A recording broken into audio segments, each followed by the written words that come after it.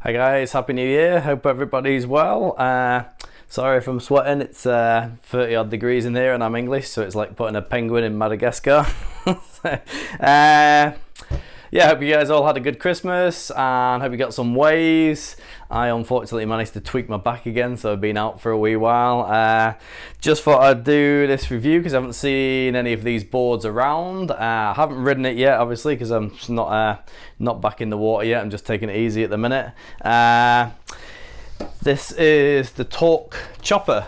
Now, backstory is I was fancying another mid-length board, but just wanted to try and aim for somewhere around my hybrid shortboard volume in a bigger package, so I could really get that kind of like more refined rail and more refined thickness, just to one, see what that felt like, and two, basically have a almost like a bit of a, we get really slopey fat waves here, but almost like a bit of a step up option or something for when it's overhead high. I wanted to get something with the length but not so much volume that I couldn't duck dive it, and a decent rocker but not a crazy amount of rocker. So I was actually eyeing up the Harley Ingleby mid 6. I saw that around here in a 7.6 and I thought, oh, that might be quite good because it didn't look too rockered. And then I was keen on the 7, and when I actually saw one of the 7s in the flesh, I was like, oh, that kind of really is almost a step up for like a proper, like a really good clean well overhead wave, I'd say. I think that's what Harley Ingleby rides it for, kind of like when he just wants to ride I suppose it's like an ultra high performance longboard rider's shortboard. I don't know, but it's like that sounds like that's got very high performance and quite a lot of glide. But anyway, it was a few liters down on this. It was a little bit narrower.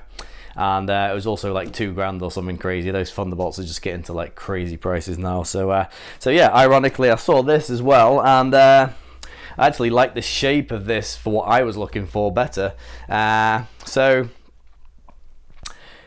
there's actually an old model and a new model of this. So this probably help anyone if anyone gets confused. The boys in Exit at Surf down the road, Exit Surf in Christchurch, they're really good guys. They helped me out, and they had the old last year's model, which has got a narrower nose, a little bit flatter tail rocker, but it's a little bit narrower and a little bit less volume and a little bit thinner. And then they had this year's one, and apparently on the newer one they've made the nose wider and they've increased the tail rocker a little bit, and they've added a little bit more volume, and a little bit more volume under the chest is what the reviews are saying. So if you wanted a little bit more on the performance end, you might go for last year's. The other difference in last year's is last year's has side fins. It's basically got a quad set up at a slider box, and the fins are slightly further back, so it's really more if you wanted to ride it as a quad or a thruster, or even if you were trying to do it as a twin. The last year's one with the plugs in the back might be what you'd go for. It's kind of a shame for me because I kind of wanted the quad option, but I really like the new shape and I really like the color as well. So I ended up with this one. So this is set up for a single or a single and side bites. So yeah, so basically, where's the dims on this bad boy? So this is 610, 20 and 3/4, and 2 5/8. Coming in at 42.6 litres. So that's, like, as you can see, it's quite, it's fairly refined in the foil for a mid-length for what I'm used to. Obviously a bit more refined rail. You get the real, you get a real great looking rail that you'd probably like in some of your other boards, but you can't ride that lower volume. I was kind of looking for something that's almost like a refined step up version of my 7-foot Piggy, because that's a fantastic board. It's just probably runs out of legs when it gets like steeper and hollower and bigger. It's a bit hard to duck dive as well. So yeah, that's what I was looking at this for. This is in the Torq tech. So it's a EPS core with epoxy resin, but they're actually quite heavily glassed. So I read on the website, I don't know how they get them into it, but apparently on the website this mid-length glassing is supposedly a 6 and a 6 and a 4 on the bottom, and a 6 and a 6 and a 4 on the deck or something, or is this, or a 6 and a 4 on the bottom and a double 6 single 4 something. I don't know how they get that much cloth into these without without making them overly heavy. But the weight's really nice as well. I don't like EPSs that are too light. You know, if you get like some of the boards, the EPS is just really chattery and too light. This is actually a nice sort of balance of a bit of weight, but not a crazy amount of weight. So yeah, and Torq boards, you know, they're made in China, and they're people call them a pop out, but I've always found them very well made and very well finished. I've had a couple of epoxies from back in the day. I had the Summer 5 before, and I've ridden some other ones, and they're always really well made. They've got a really good hard edge on them. They're well finished. Don't seem to see too many blemishes or defects on them, so they're a lot better than a lot of the boards that you would get out of China. I think they're very sort of like designed and heavily checked out and QC'd from some people from, I'm not sure if it's an Australian company, but don't quote me. But yeah, great boards. They come with proper official Futures fins. Say this one's got the carbon strip acting as a stringer as well. Yeah, can't think of much else to say really. You know, it's just it's a nice looking board. It may or may not turn out to be a little bit softer on the deck. I've seen a few of them that have got a lot of ripples and pressures on the deck, but that's not the end of the world as long as it's still pretty durable. Like, you know, it definitely feels like quite a durable construction. This, I'm guessing, you know, people are going to ride this in.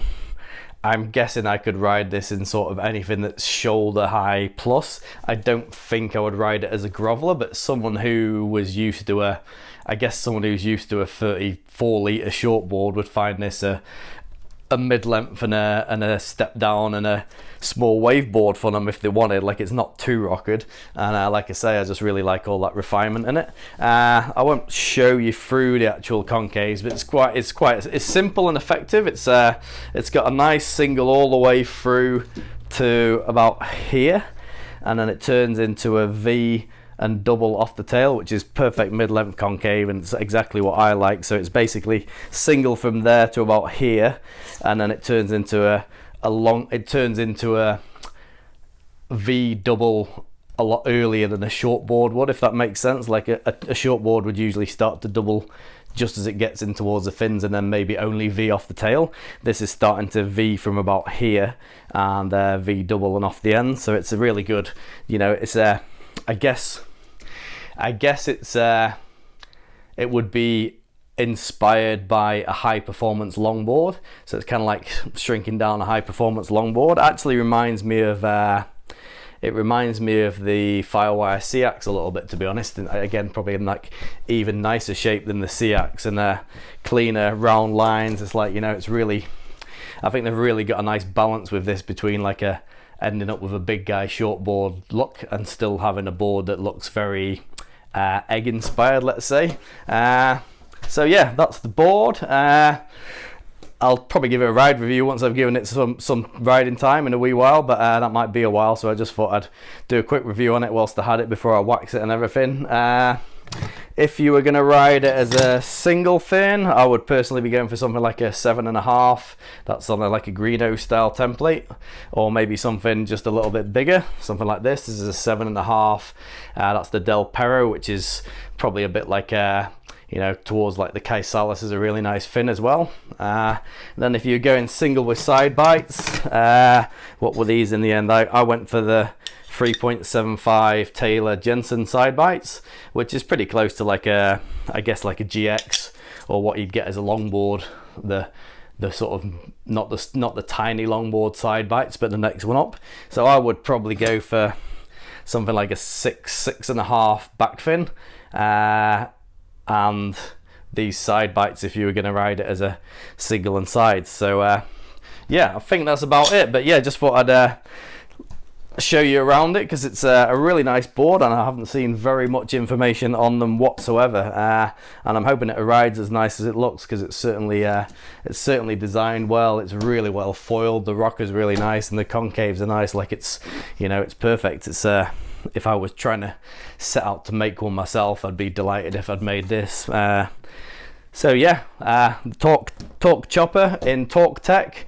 Check it out. Like I say, they're quite reasonably priced. Mid-lengths are getting really expensive now, especially epoxies, and these would be very practical for what most people ride. I know there's a big there's a big sort of fashion, I nearly said fad, and I probably should have, but I probably shouldn't, that everybody wants to ride a twin fin mid-length now, which is great. Like, there's nothing wrong with riding a twin fin mid-length, but you know, this kind of might be a little bit cruisier, but this short longboard egg inspired board is probably a lot more practical for most people in most waves. You're gonna get a bit like I say, a bit like, you know, twins are probably going to be maybe a little bit faster and a little bit looser, but this is going to be very stable and all round, and just give you a massive wave of range of waves that you can ride it in. All right, cheers guys, thanks for watching.